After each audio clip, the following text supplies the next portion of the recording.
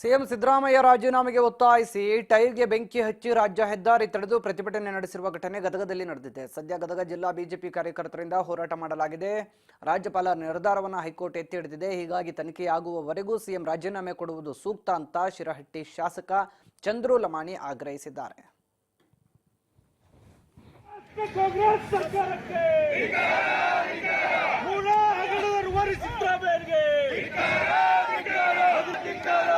ಮುಖ್ಯಮಂತ್ರಿ ಸಿದ್ದರಾಮಯ್ಯಗೆ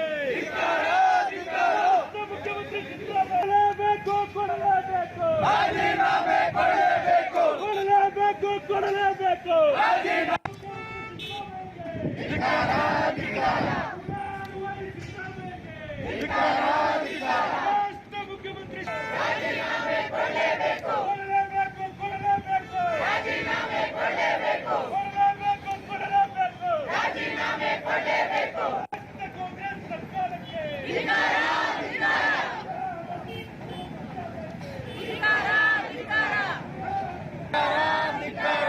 ಮುಖ್ಯಮಂತ್ರಿ